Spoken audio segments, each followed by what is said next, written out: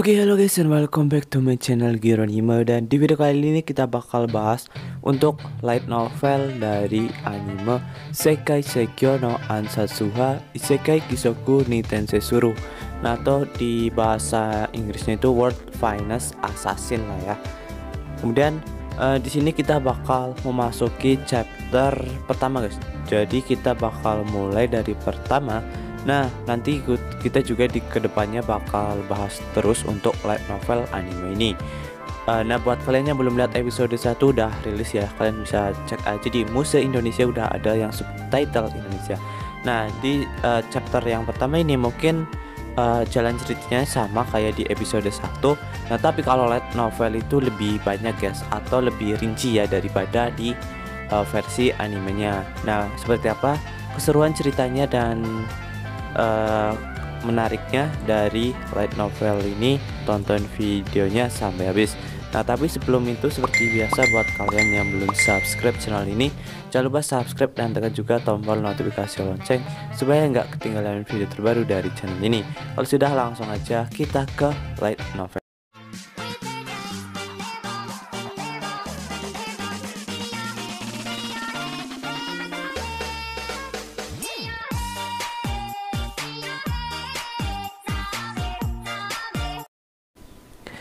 Aku duduk dengan nyaman di kursi pesawat penumpang. Aku sudah menyelesaikan pekerjaanku di luar negeri dan sekarang dalam perjalanan kembali ke Jepang. Kontrak terakhir juga selesai seperti biasa. Pembunuh ini akan pensiun dari profesinya setelah hari ini. Aku disebut pembunuh terbaik hari ini. Bahkan presiden suatu negara meninggal karena sakit. Sementara aku kebetulan berada di kota. Namun aku tidak bisa menang melawan usia tua. Pekerjaanku berikutnya sudah diputuskan. Aku akan mengajar di fasilitas yang sama di mana aku pernah belajar trik perdagangan. Mulai sekarang aku akan melatih anak-anak dengan bakat dalam seni pembunuhan dan akan menghasilkan lebih banyak pembunuh kaliber sepertiku. Atau begitulah yang aku pikirkan. Namun sayangnya tampaknya pekerjaan yang direncanakan untuk pensiunanku adalah tipuan yang rumit untuk membuatku lengah. Sebuah ledakan mengguncang pesawat itu dengan keras. Pesawat mulai kehilangan ketinggian dengan cepat. Aku bangkit dari tempat dudukku dan berlari menuju bagian depan pesawat, mendorong anggota kru yang panik, memunculkan seruan terkejut dari mereka, dan masuk ke kokpit setelah meretas pintu. Di kokpit, kapten dan petugas pertama, kepala mereka hancur berkeping-keping. Jika hanya sejauh itu, aku masih bisa menyelamatkan situasi. Pembunuh dituntut memiliki beragam keterampilan. Salah satunya adalah menerbangkan pesawat terbang. Jika konsol itu tidak diledakkan dalam ledakan yang sama, yang mengubah kepala kapten dan petugas pertama menjadi potongan daging yang terbakar. Sampai sekarang, aku selalu menjadi orang yang menuai kehidupan seseorang. Aku tahu bahwa ini akan menjadi giliranku suatu hari nanti. Tetapi aku tidak berpikir aku akan mati di makam yang begitu mewah. Aku menutup mata. Apapun yang terjadi, aku tidak bisa menyerah. Bahkan jika peluang untuk bertahan hidup hanya 0,01%. Itu selalu menjadi kebijakanku. Sebuah rudal ditembakkan, sangat disesalkan. Kalau saja itu hanya kecelakaan pesawat, aku masih punya beberapa trik untuk bertahan hidup. Aku menutup mataku sekali lagi. Rudal udara ke udara. AIM-92. Sebuah pesawat penumpang seperti ini bahkan tidak akan meninggalkan puing-puing. Aku bahkan tidak akan merasakan sakit. Betapa frustasinya. Aku dikhianati meskipun aku telah membunuh emosiku dan memenuhi perintah dengan setia. Sebagai alat organisasi sampai hari ini. Kesetiaanku diinjak-injak untuk pertama kalinya. Aku mengalami keraguan tentang hidupku dan organisasi yang mendiktekannya sampai sekarang. Jika ada kehidupan selanjutnya, aku akan hidup hanya untuk diriku sendiri dan bukan sebagai alat untuk orang lain. Aku membuka mataku, ada sebuah kuil di depanku. Aku melihat sekeliling dan memperhatikan seorang wanita berambut putih mengenakan gaun putih. Cekikan dan senyuman, tidak, ini bukan hanya rambut dan pakaiannya. Kulit mata dan hampir setiap bagian tubuhnya berwarna putih. Sangat cantik. Dia terlalu sempurna dengan setiap aspeknya mengenai rasio emas. eksistensi yang jauh melampaui manusia normal. Ketika kamu mati, aku memanggil jiwamu. Ngomong-ngomong, aku seorang dewi. Aku sudah mencoba memverifikasi keaslian dari apa yang ia ceritakan menggunakan tanda seperti gerakan otot wajah, intonasi, keringat, dan sebagainya sejak awal. Tapi dia sangat alami, itu tidak alami, seperti seseorang membacakan sesuatu yang mereka sudah hafal. Itu saja meyakinkanku bahwa paling tidak dia jelas bukan manusia. Kalau begitu, maka baik-baik saja. Katakan mengapa kamu memanggilku di sini. Sangat lihai, baiklah. Ini pilihanmu. Kamu dapat memutihkan jiwamu dan dilahirkan kembali sebagai orang baru, atau kamu dapat menerima permintaanku dan bereinkarnasi di dunia lain dengan pengetahuan dan pengalamanmu yang utuh.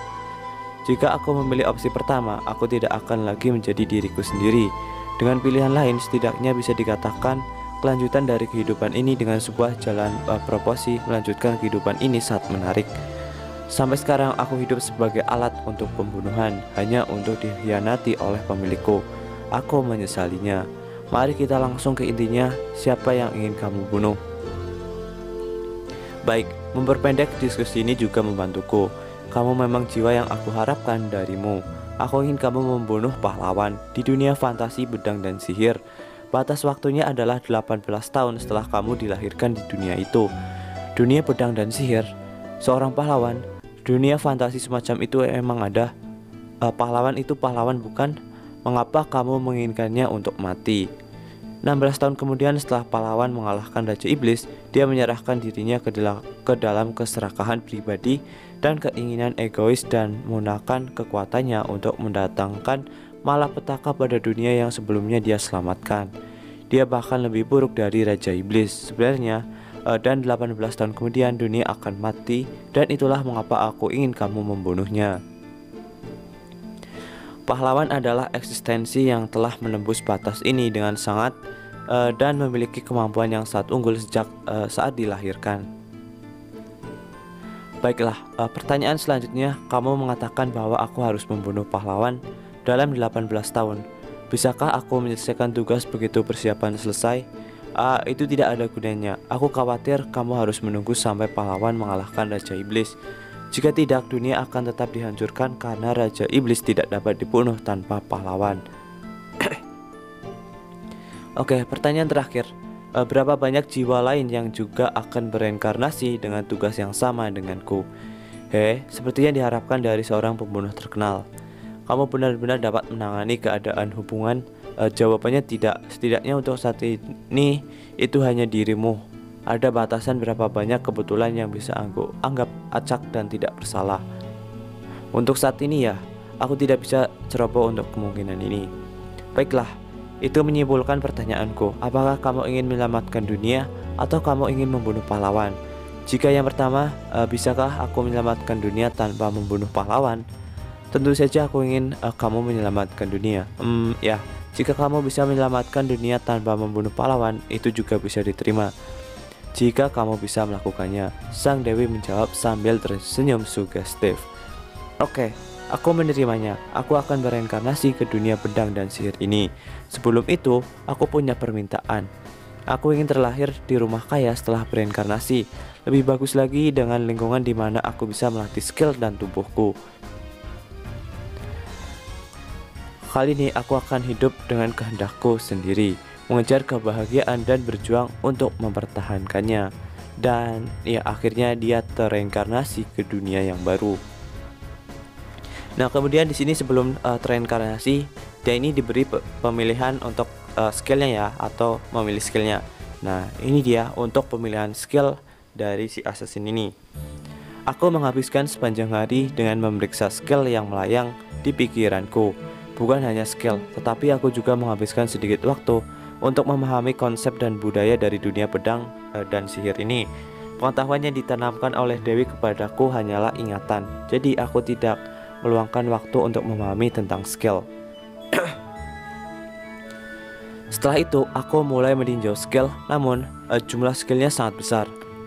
123.851 skill lebih tepatnya. Setiap orang yang lahir di dunia pedang dan sihir ini memiliki skill. Tentu saja tidak semua skill tersebut saat berguna, seperti animal impersonation atau dice washing atau quick change of clothes atau cross dressing. Ada 5 peringkat skill, dari skill S, A, B, C, D. Kemungkinan untuk mendapatkan satu dari setiap peringkat. S, kemungkinan untuk mendapatkannya adalah 0,000001%. A, kemungkinan untuk mendapatkannya adalah 0,0001%.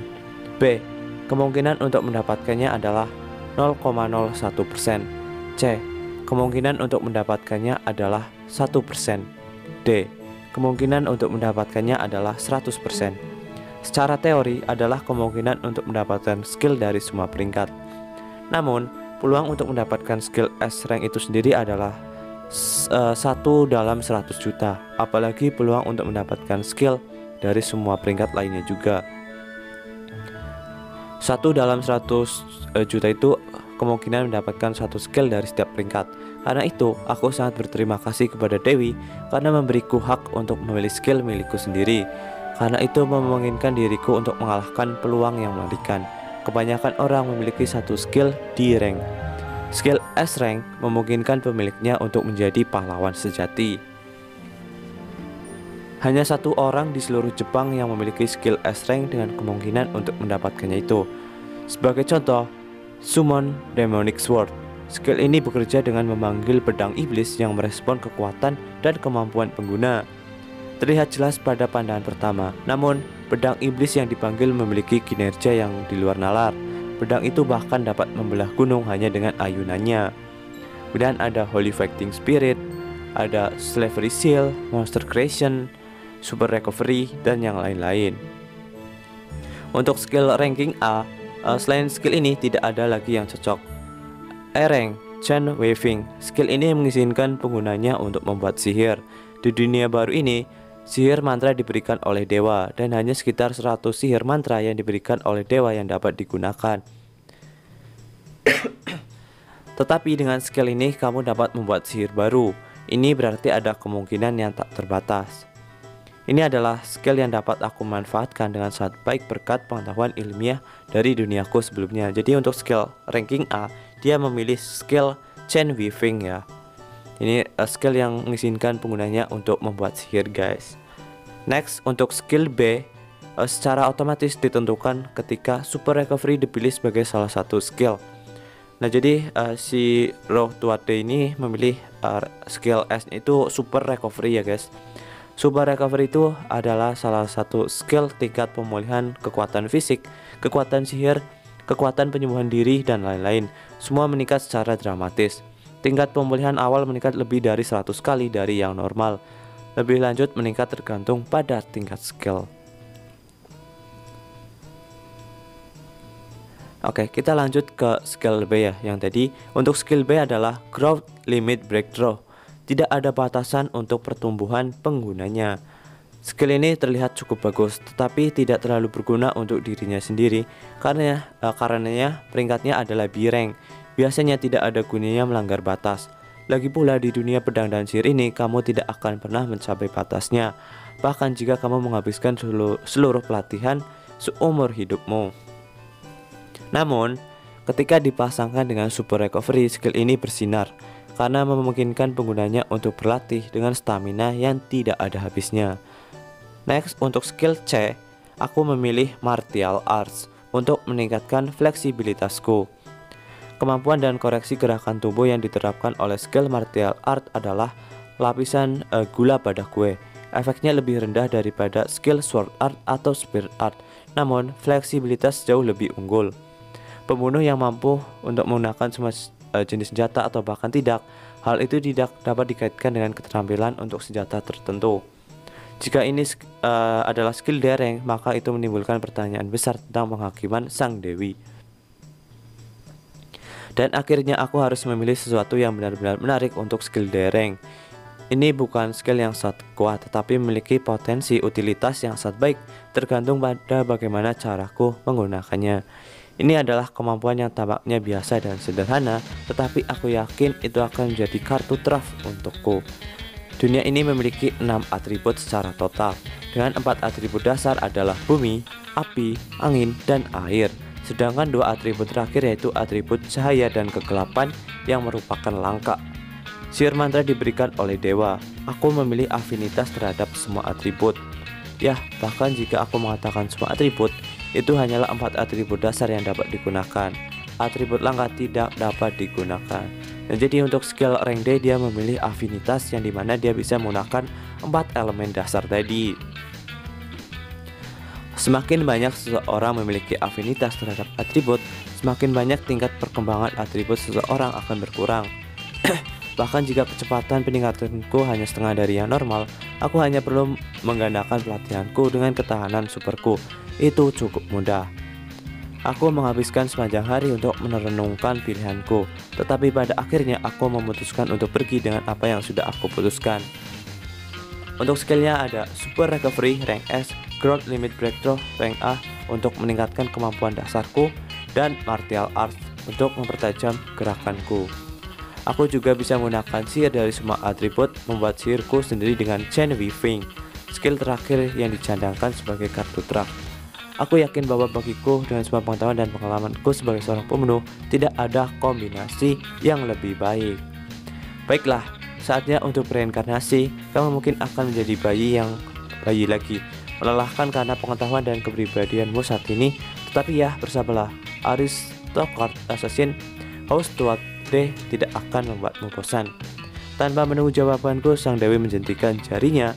Tubuhku berubah menjadi partikel cahaya. Aku sekarang akan dilahirkan kembali. Nah, jadi seperti itu untuk light novel untuk chapter pertama anime Sekai Seikyo no Assassin Isekai Kisoku ni Tensesuru. Nah, jangan lupa subscribe ya untuk kelanjutannya supaya nggak ketinggalan. Oke, jadi mungkin cukup sekian aja untuk video kali ini. Bye bye.